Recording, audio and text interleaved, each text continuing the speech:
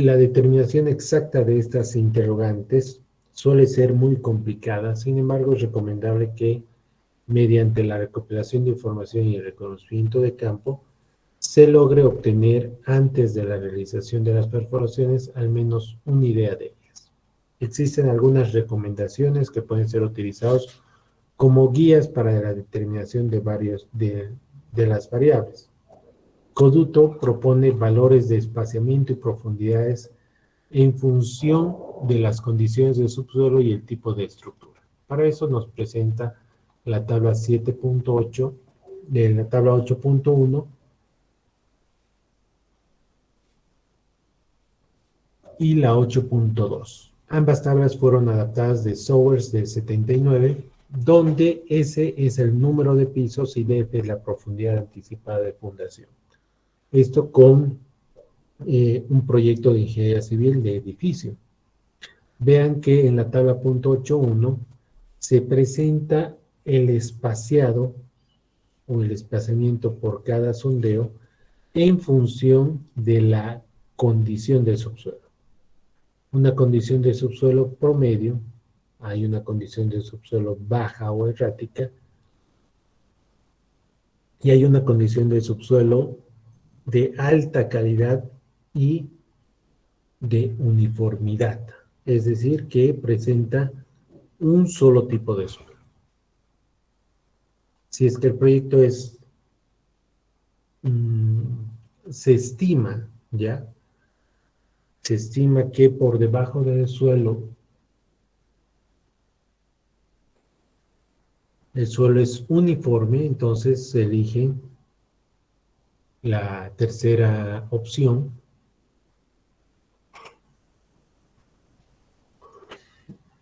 Y se podría tener un sondeo para 300 metros cuadrados o 1000 metros cuadrados. Como es uniforme, la idea es que el suelo presente tendría las mismas características, no importaría dónde se perfore, ¿no? Y con una perforación cada 300 metros cuadrados o cada 1000 metros cuadrados, sería representativo de todo ese terreno. Sin embargo, si se tiene un conocimiento previo de que el suelo varía en su configuración, es necesario reducir el espaciamiento a 100 metros cuadrados.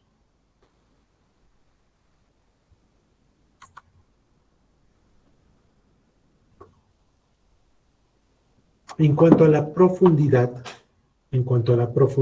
según Coduto, para fundaciones superficiales para edificaciones, se puede tomar estos criterios también con las condiciones de subsuelo promedia, pobre y baja, tomando en cuenta que un subsuelo, una calidad o una condición de subsuelo buena puede ser considerado como una estratigrafía uniforme, es decir, presenta suelos de gran espesor con características definidas, ¿ya? Una condición de subsuelo pobre es grandes estratos, una cantidad diferente de estratos con diferentes condiciones, diferentes parámetros. Entonces, este criterio se podría asumir como unos valores recomendados. Simons, según Simons, del 2002, el espaciamiento de sondeos destinados a la construcción de fundaciones de estructuras se sitúa a menudo en el rango de 20 a 40 metros. Es una distancia razonable para poder tener datos puntuales del subsuelo. Asimismo, Simons recomienda que los sondeos deben ser realizados lo más próximos a las fundaciones propuestas, sobre todo cuando el estrato de fundación es irregular. Un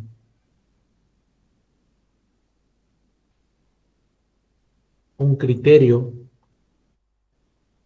aceptable es que se identifique la columna más cargada, la columna que mayor carga va a recibir, e identificar la posición en el terreno en el cual la columna caería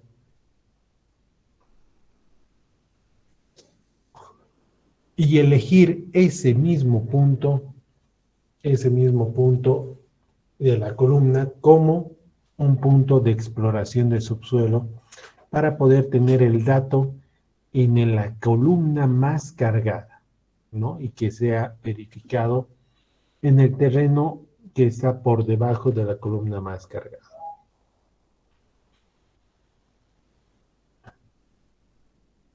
La disposición y frecuencia de los sondeos son particularmente controlados por las condiciones geológicas del lugar, es decir, si las condiciones del terreno son relativamente uniformes, los sondeos pueden ser realizados con espaciamientos relativamente grandes, pero si las condiciones del terreno son complejas, el espaciamiento de los sondeos debe ser significativamente menor.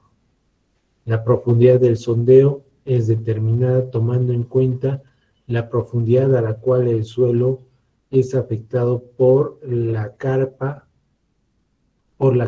aplicada a la fundación. Así, si la fundación propuesta en un pilote, entonces la profundidad del sondeo debe extenderse hasta una profundidad tal por debajo de la punta del pilote, en la que el incremento de esfuerzos debido a la carga aplicada a la fundación debe causar un efecto adverso en el desarrollo de la estructura.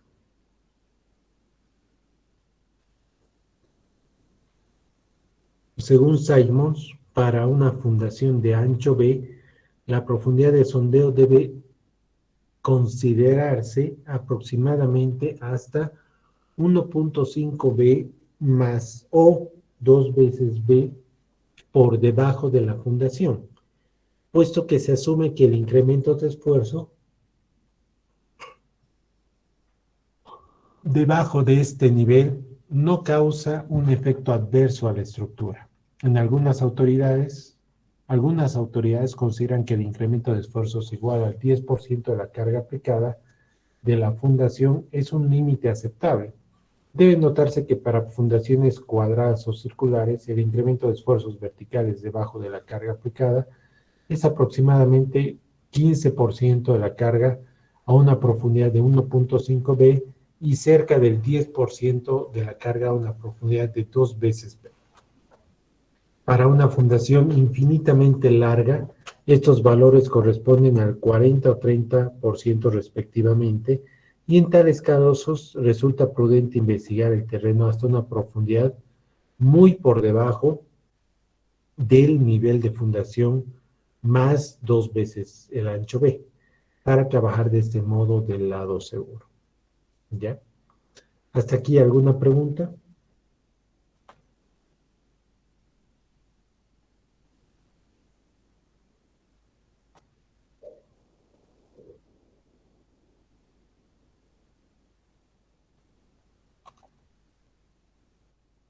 En la figura siguiente se presentan algunas sugerencias de Simons para adoptar un valor de profundidad.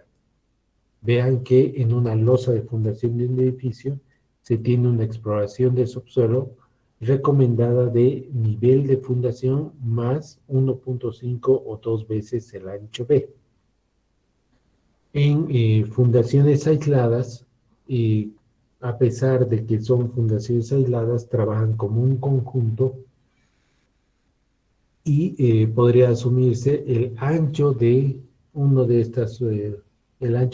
estos conjuntos de fundaciones como el ancho de la fundación a ser considerado en los cálculos, y además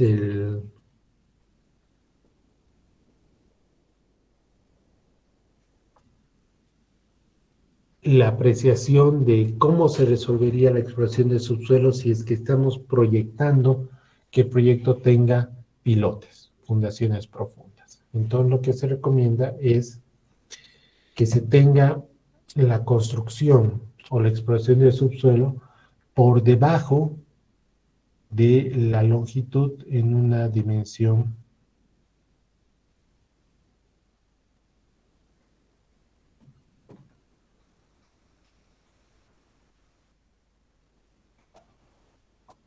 Acá está bien, acá está errado este valor, que es 2/3 a 1 de L, más 1.5 más 2 del ancho B, es decir, de la profundidad de los pilotes, bajarse recién una profundidad 2, 1,5 o 2 veces el ancho B. Ya este valor eh, es un error de TP.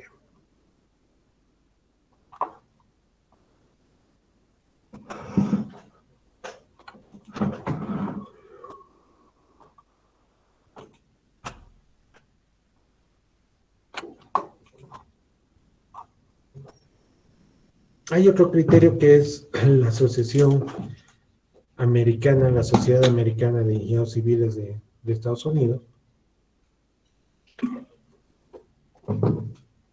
que presenta estas profundidades características para un edificio de 30 metros, ¿ya? De unos 8 pisos, 6 pisos.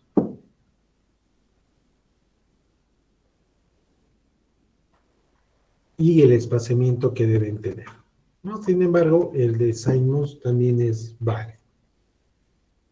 ¿Qué son las perforaciones? Las perforaciones es una actividad para evaluar las condiciones del subsuelo, constituyéndose de esta manera fundamental para la caracterización del sitio. Las perforaciones son por lo general la parte más costosa de la exploración debido a que implican la movilización tanto de equipo como de recursos humanos. Aquí existen unas imágenes del equipo utilizado de forma manual para la perforación de huecos a no más de 30 o 40 centímetros, o tal vez un poco más, ¿no? Como pueden ver, es un equipo manual que se introduce en el terreno y se va girando de tal manera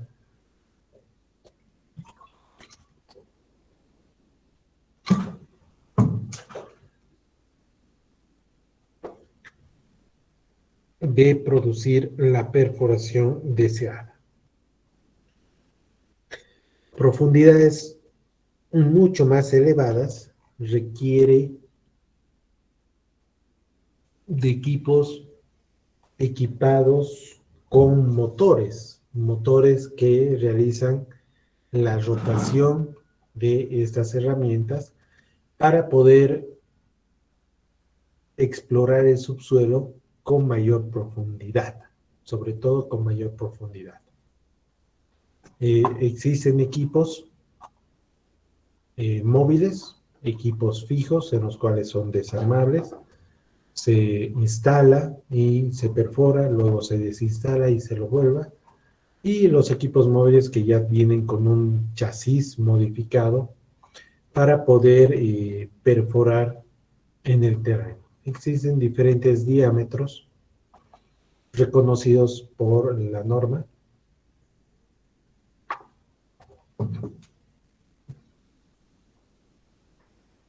Y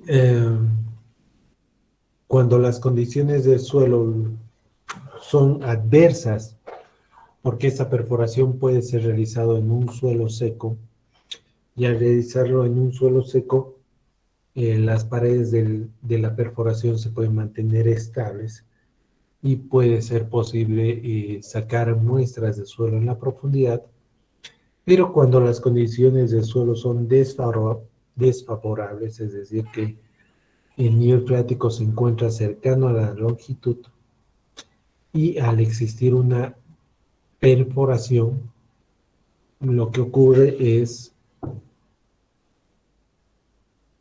que dentro del hueco existe una presión que va de afuera del hueco hacia adentro del hueco, que es una presión de poros, que la presión de poros actúa en todas las direcciones, y en la perforación las paredes del suelo empiezan a ser inestables producto de la presión de poros, ¿ya?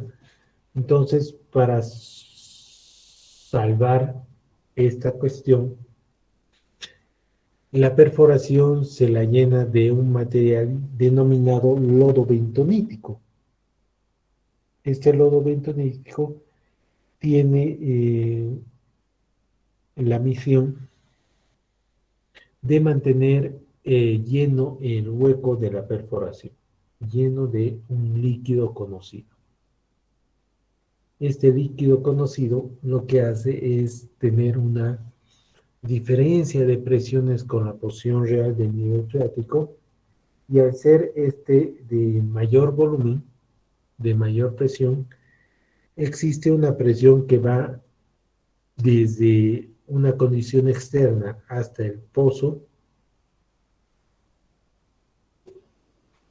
desde una condición se ejecuta una presión hidrostática estática, ¿ya? Aquí está el hueco, se mantiene lleno de lodo bentonítico todo el tiempo encima del pilote.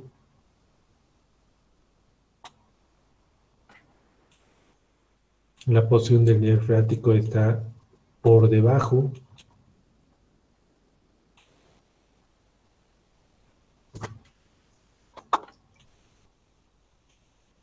Y lo que ocurre es que al mantener la perforación con un lodo bentonítico, es que se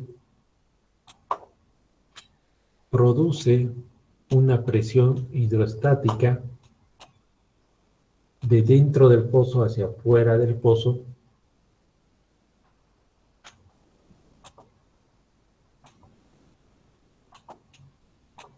y ocurre un producto del desnivel que existe, produce una presión que va de adentro del pozo hacia afuera del pozo. Ya esta función la cumple el lodo bentonítico. Y es esa presión la que mantiene a las paredes del hueco estables, de tal manera de poder continuar perforando y realizando los ensayos que vamos a ver más adelante que se pueden realizar en una perforación. ¿Hasta aquí alguna pregunta?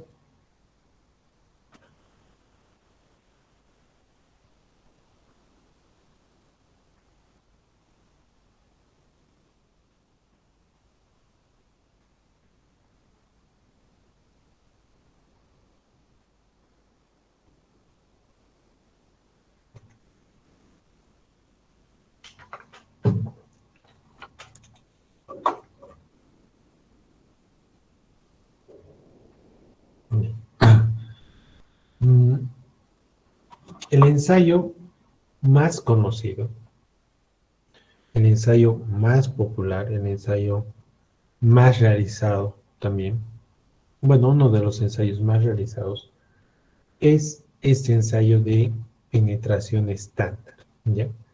Que se lo conoce como el ensayo SPT. Desarrollado alrededor de 1927, es uno de los métodos más populares y económicos para la exploración del subsuelo. Sin embargo, este método es plagado de muchos problemas que afectan su exactitud, motivo por el cual está siendo reemplazado poco a poco por otros métodos, ¿ya? En realidad existen varios métodos de exploración del subsuelo, pero este es el primero y es el más conocido en todos los ámbitos, ¿ya? El procedimiento es el siguiente. Se tiene que perforar un hueco. A ver, vamos a ver.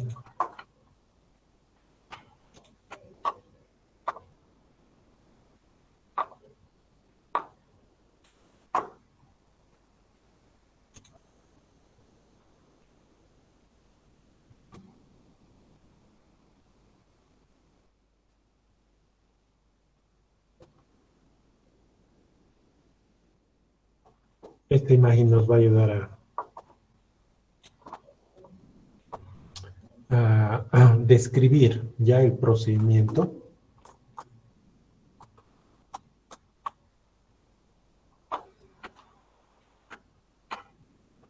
Paso 1. Perforar un orificio en el suelo hasta una profundidad donde se va a realizar el primer ensayo de SPT. ¿Ya? Y esto es el paso 1, que es perforar un hueco de 6 a 20 centímetros. ¿Ya? Aquí está. Se perfora el hueco hasta una profundidad donde se va a realizar el primer ensayo SPT de 6 a 20 centímetros de diámetro. El paso número 2 es insertar el muestreador SPT en la perforación. Esta cuchara se halla conectada mediante barras al martillo de 63.5 kilogramos. Entonces, como paso número 2 es armar esta configuración. Se tiene la cuchara bipartita o muestreador de SPT, cuchara bipartita o muestreador de SPT, conectado con barras a un martillo que pesa 63.5 kilogramos. Ya es un martillo, es un bloque de acero que pesa 63.5 kilogramos. Este es el paso 2. ¿Qué es la cuchara bipartita? Es esta cuchara que tiene unas dimensiones predefinidas. Estas son las dimensiones estandarizadas de la cuchara bipartita.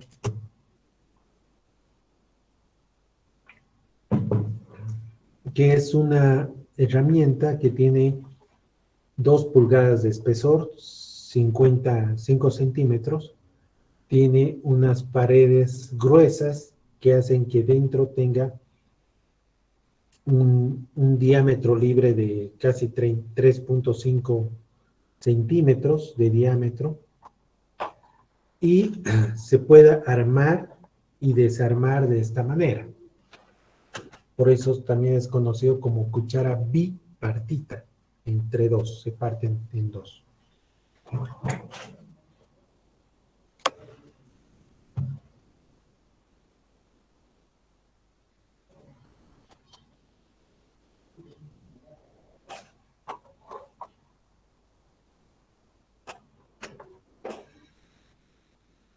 Esta cuchara armada tiene una rosca en la parte superior, tiene un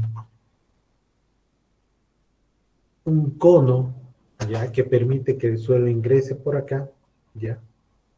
Y conectado con esta rosca están unas barras que permite que en la vertical se conecte con un martillo que pesa 63.5 kilogramos, ¿ya? Entonces el paso 2 es armar todo este sistema con las barras que sean necesarias para poder conseguir este esquema. El paso número 3 es elevar el martillo 76 centímetros y dejarlo caer. El martillo puede ser elevado manualmente a través de una cuerda unida a un sistema de poleas o mediante un mecanismo automático. Por medio de este procedimiento, el muestrador es hincado en el fondo de perforación. La acción de levantar el martillo 76 centímetros y dejarlo caer es denominado el número de golpes SPT. Una elevación y dejarlo caer es un número de golpes.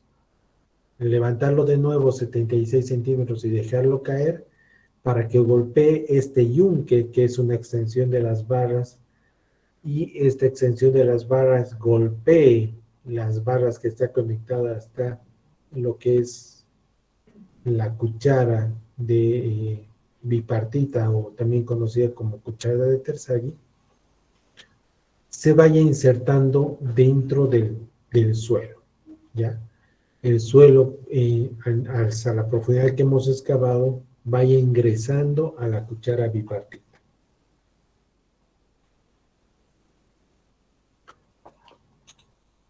Repetir los golpes hasta que la cuchara penetre 45 centímetros.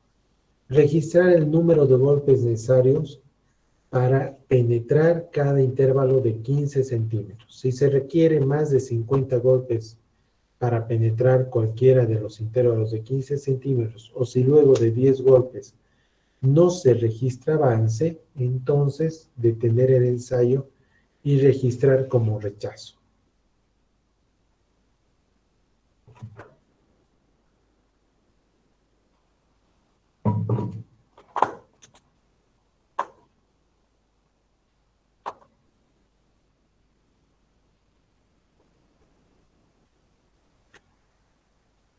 Este procedimiento de elevar el martillo 76 centímetros y dejarlo caer, tiene que ser registrado por cada golpe que se dé y tiene que ser controlado. Se tiene que registrar cuántos golpes son necesarios para que ingrese la cuchara a 15 centímetros, para que ingrese la cuchara a los siguientes 15 centímetros y para que ingrese los últimos 15 centímetros. Debe haber 3 intervalos de 15 centímetros y el registro del número de golpes necesarios para que ingrese los primeros 15 centímetros, los segundos 15 centímetros y por último los terceros 15 centímetros. De tal manera que se cuente, ¿no? Cuántas veces se ha sido necesario levantar el martillo 76 centímetros y dejarlo caer para que ese golpe permita a la herramienta recolectar una muestra representativa de esa profundidad. Aquí existen restricciones. Si el número de golpes, como dice, si se requiere más de 50 golpes para alcanzar los 15 centímetros, o si luego de 10 golpes no se registra avances, entonces detener el ensayo y registrar como rechazo, ¿ya? Este rechazo debe suponer un valor mucho más alto que 50 para poder ingresar a los 15 centímetros que requiere el SPT. Por lo tanto, cuando anotamos rechazo, podemos anotar también que el número de golpes requerido para profundizar, para alcanzar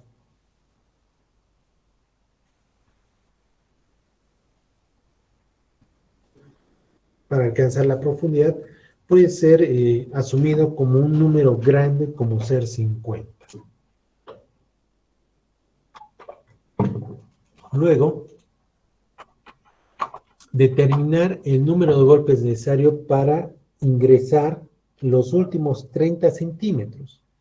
El número de golpes necesario para ingresar los primeros 15 centímetros no es tomado en cuenta debido a que para este intervalo se puede encontrar aún en el fondo del agujero restos del proceso de perforación y suelo suelto proveniente del derrumbe de las paredes.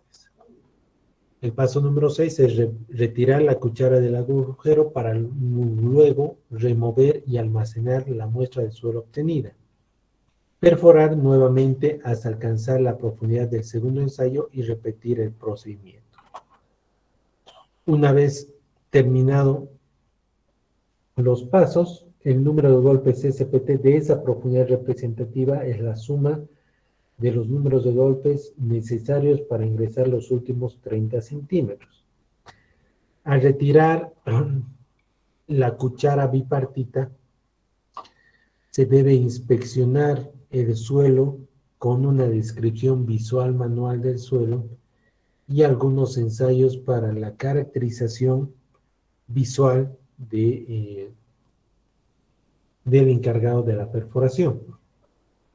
Este material luego es almacenado y llevado al laboratorio para poder realizar ensayos de laboratorio. ¿Qué tipo de ensayos se puede realizar en una muestra de SPT?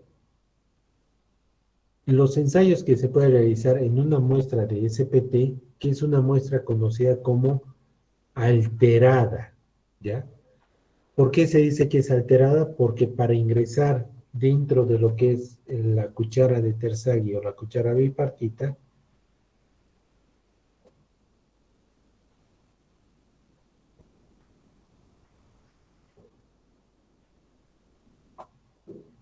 es tomado en cuenta como una muestra alterada porque para ingresar acá el suelo se compacta, se deshace, se remoldea, no mantiene la misma estructura que en el suelo, ¿ya? Entonces, esta muestra de suelo de la cuchara bipartita, de una cuchara del SPT, es conocido como una muestra alterada. ¿Qué ensayo se puede realizar en una muestra alterada? Se puede realizar los ensayos de granulometría, hidrometría, contenido de humedad, límites líquidos y finalmente mmm, gravedad específica, ¿ya? Gravedad específica. Todos estos ensayos se pueden realizar en esta muestra alterada. Con esos resultados en laboratorio, se puede clasificar el suelo, se puede tener algunos valores característicos del suelo que nos permita a nosotros tomar la decisión de qué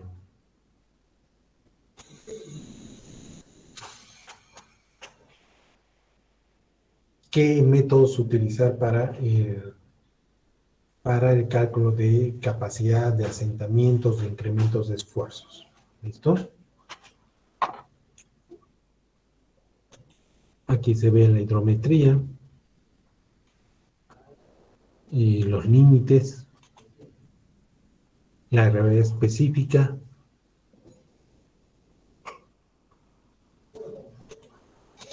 Y con estos datos, con los datos de granometría, hidrometría, límites, se puede realizar la calificación del suelo, se puede determinar algunas propiedades del suelo, por ejemplo, con el tipo de suelo, se puede clasificar la permeabilidad, se puede tener el peso del suelo con los valores de laboratorio, se puede también deducir el peso del suelo en función de la clasificación del sistema unificado, etcétera. Se puede realizar, utilizar las relaciones para lo que son el peso unitario, el ángulo de fricción típico característico de ese tipo de suelo,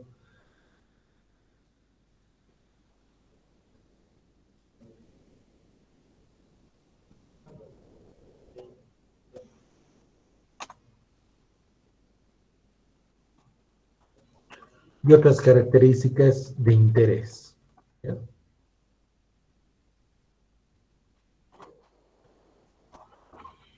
Entonces, cuando uno hace el SPT, va por partes. Primero, perfora un hueco, instala el SPT, realiza el ensayo y saca la muestra, el muestrador, para dar paso a la siguiente etapa, que es elegir otra profundidad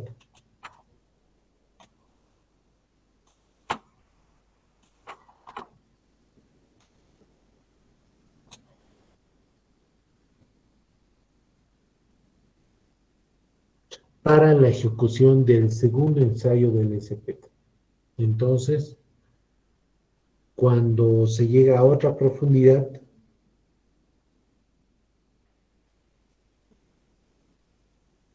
Cuando se llega a otra profundidad, se repite el proceso. ¿Cuál es el proceso? Conectar la cuchara de Terzaghi mediante barras a un martillo que pesa 63.5 kilogramos. Contar el número de golpes SPT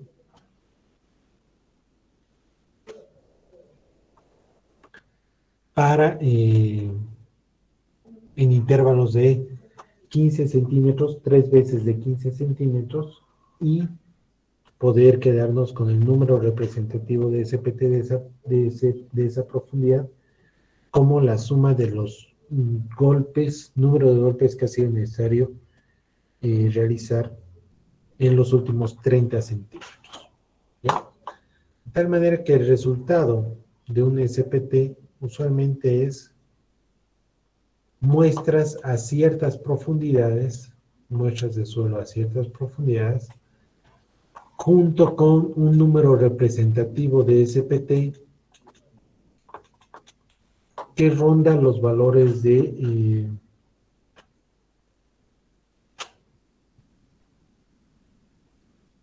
0 a 50, ¿ya?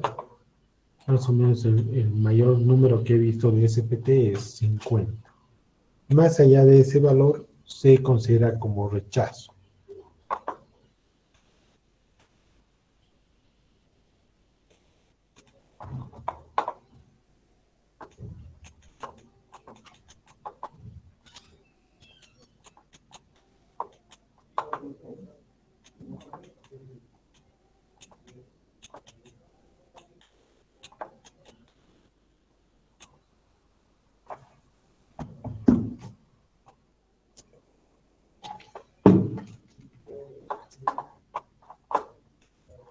¿Hasta aquí alguna pregunta?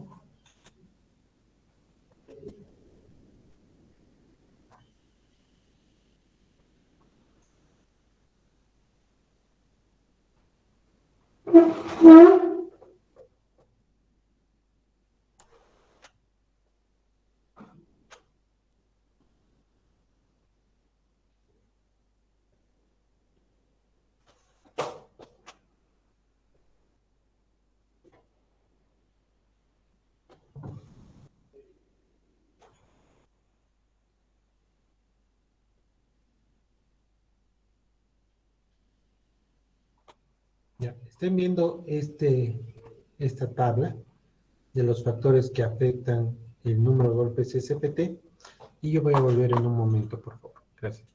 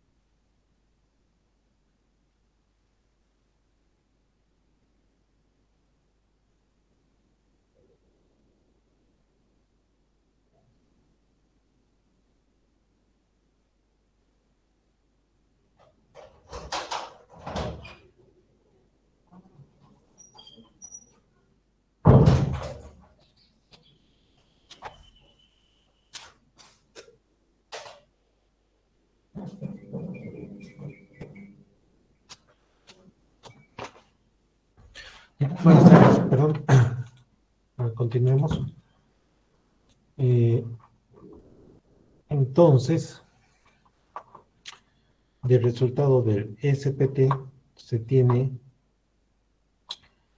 a ciertas profundidades un número de golpes representativo de esa profundidad que se refiere a los últimos, al número de golpes necesarios para poder ingresar los últimos 30 centímetros.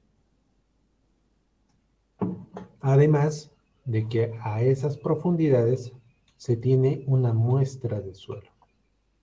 Esta muestra de suelo puede ser llevada al laboratorio para realizar granulometría, hidrometría, contenido de humedad, límites de Atterberg y gravedad específica. Con esos resultados se puede obtener clasificación del suelo, una estimación de la permeabilidad, peso unitario del suelo y algunas otras estimaciones de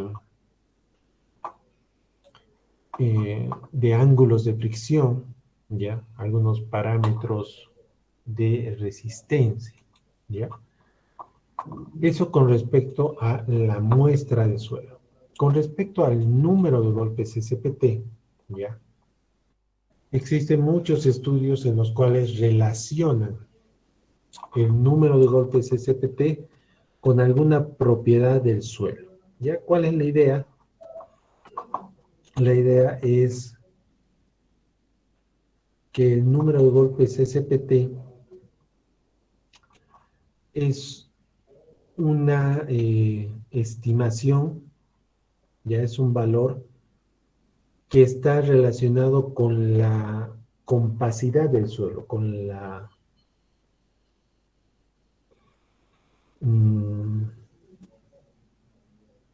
compactación del suelo presente, teniendo en cuenta de que un número elevado de número de golpes SPT está relacionado con un suelo más compacto.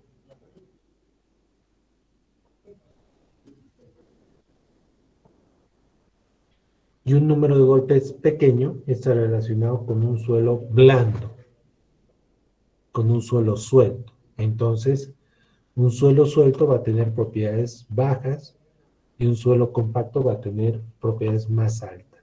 ¿Ya? Entonces, a lo largo de los años, se ha visto conveniente relacionar el número de golpes SPT con alguna propiedad del suelo.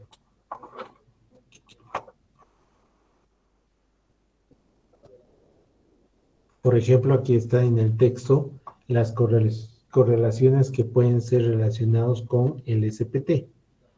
Para suelos granulares se puede relacionar con el ángulo de fricción interna, para suelos finos se puede relacionar con la cohesión no drenada, y con la densidad relativa, con el módulo de elasticidad. Aquí está la densidad relativa con el módulo de elasticidad. Y a lo largo de los años, ya a lo largo de los últimos años, se vio necesario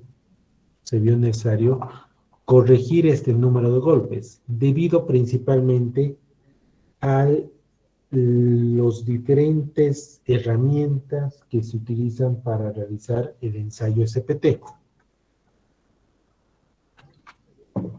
Por ejemplo, en el procedimiento indica conectar la cuchara de terza E con un martillo que pesa 63.5 kilogramos. En el uso de este martillo del SPT, existen diferentes tipos de martillos, ¿ya? El más conocido es este tipo de martillo tipo dona, ¿ya? Martillo tipo dona. Está otro tipo de martillo, vamos a buscar. Este,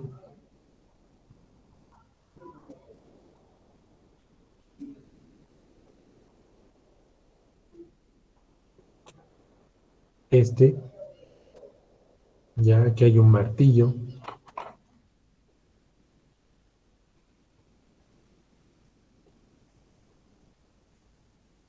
Y hay otro tipo de martillo que es de seguridad, que principalmente son equipos más modernos, equipos electrónicos, mecánicos, ya,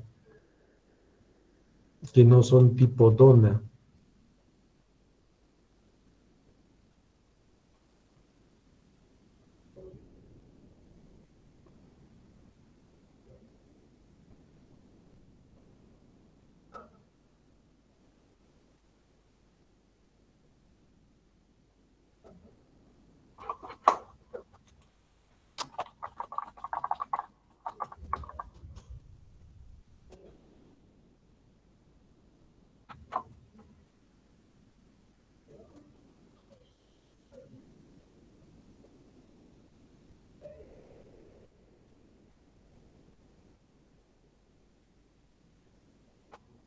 Aquí está. Que son los de tipo de seguridad, ¿verdad? Que principalmente son unos martillos que están dentro de una cámara, que igual el martillo pesa 63.5 kilogramos, pero están restringidos por una longitud de 76 milímetros. Digo, 76 centímetros, que es lo que dice la norma, ¿no? Toda esta parte pesa 63.5 kilogramos, entonces cuando se eleva, toca acá, ya toca en esta muesca, en esta extensión de la barra, para el tope del martillo. Esto eh, es la principal diferencia del martillo tipo rosca, tipo dona, ¿ya? Vean, el martillo tipo rosca no tiene un límite, ¿ya? Entonces, ¿qué es lo que pasa? Cuando se eleva el martillo 76 centímetros,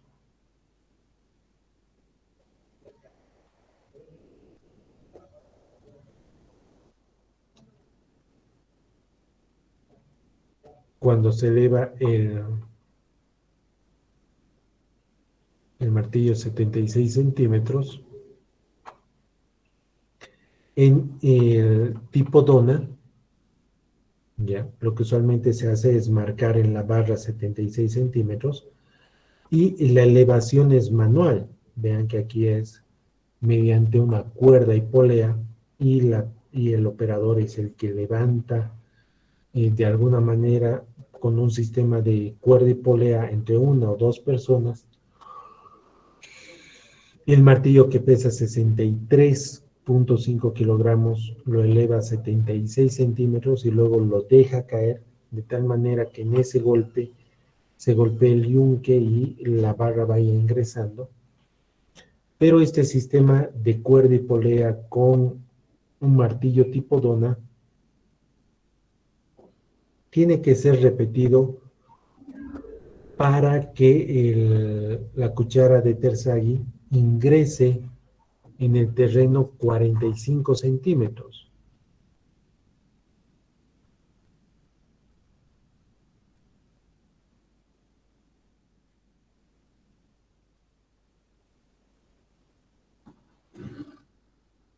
Entonces, esto se repite muchas veces y ya el operador se cansa. Ya en cambio, un tipo de seguridad y ya se cansa y ya puede levantar el número de golpes 50 centímetros o a veces 80 centímetros. Como no hay un límite, entonces este número de golpes no estaría cumpliendo a cabalidad el ensayo CPT, sino que estaría en un sesgo, ¿ya? En cambio, si se utiliza un martillo de seguridad, el levantamiento tendría un tope y ahí sí se cumpliría los 76 centímetros y de esta manera es que el número de golpes sería, vamos a decir, mucho más preciso, mucho más constante. Además que existe otro tipo de SPTs que son SPTs con maquinaria. ¿Ya? Entonces aquí ejecutar 50 golpes de SPT no va a ser ningún problema. Entonces aquí sí se cumpliría cabalidad con el SPT. Sin embargo, tanto este equipo manual como este equipo sofisticado cumplen la norma. Cumplen que deben instalar una cuchara de Terzaghi, unas barras y un martillo de 63 kilogramos y lo va y eleva 76 centímetros y lo deja caer cuantas veces sea necesario y poder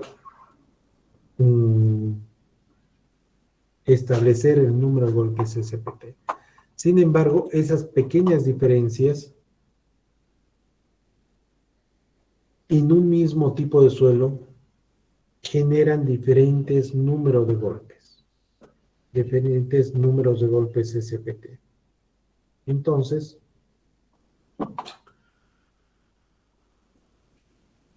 lo que se hizo fue estandarizar, ¿ya? Estandarizar el número de golpes a partir de un número de golpes representativo del 70%, ¿ya? Que tome en cuenta las diferentes características de los martillos, profundidad y perforación y uso de complementos en la cuchara bipartita. Y esa ecuación es esta, ¿ya? Que el número de golpes corregido al 70% es igual al número de golpes de campo multiplicado por 4 factores, denominados μ1, μ2, μ3 y μ4. Vamos a empezar por el μ4. El μ4 es un factor que está en función del diámetro del hoyo de la perforación. El paso número 1 del SPT es realizar un orificio en el terreno hasta una profundidad dada de un diámetro entre 6 a 20 centímetros de diámetro. ¿Ya? Entonces, esta tabla presenta estos rangos dependiendo de qué diámetro de hueco es el que se realizó para realizar el ensayo SPT. Como el primer paso es realizar un hueco entre 6 a 20 centímetros, los rangos van de 6 a 12, de 12 a 15 y de 15 a 20. Dependiendo del diámetro del hueco, el factor de μ4 asume los valores de 1, 1,05 o 1,15.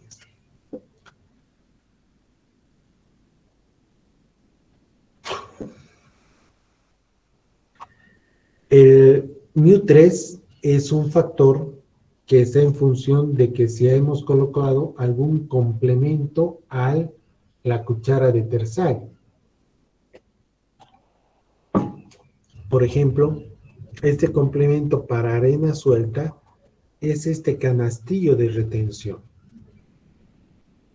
Este canastillo de retención se coloca cuando estamos explorando arena suelta Y esto es debido a que cuando la cuchara de terzague ingresa con arena suelta, la arena al momento de sacar la cuchara se desvanece, cae, por falta de cohesión, por falta de suelo fino. Entonces no es posible hallar una muestra de suelo representativo del lugar, porque al subir verticalmente la cuchara, la arena cae por falta de la cohesión. Entonces, en la punta, en la base acá, en la punta antes de realizar el ensayo, se coloca este canastillo de esta manera, de tal manera que cuando se está haciendo el ensayo SPT, la arena ingresa, mueve estos filamentos, ¿ya? La arena ingresa en la parte de la cuchara y al momento de sacar la arena quiere salir, pero ya es retenido por este canastillo, de tal manera que la muestra que ingrese dentro de la cuchara de Terzaghi no se pierde. Ese es el factor μ3 que depende de que si no tiene ningún complemento en la cuchara de Terzaghi, el factor μ3 es 1, que si tiene un complemento para arena densa,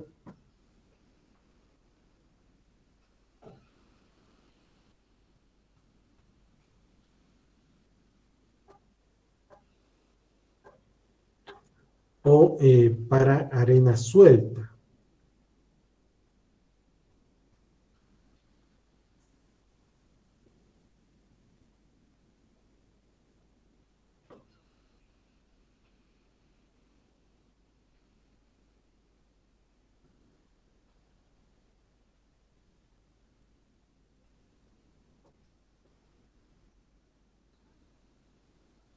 Luego está el factor μ2,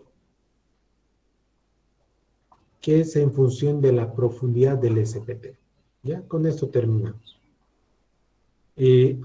A medida que se va profundizando, el factor μ2 llega a 1.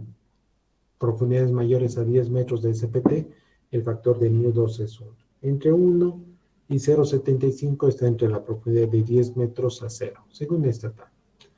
¿Ya? El día sábado vamos a continuar a partir de este punto, viendo la corrección de μ1, que está en función del tipo de martillo y el tipo de maquinaria que se utiliza para realizar el SPT.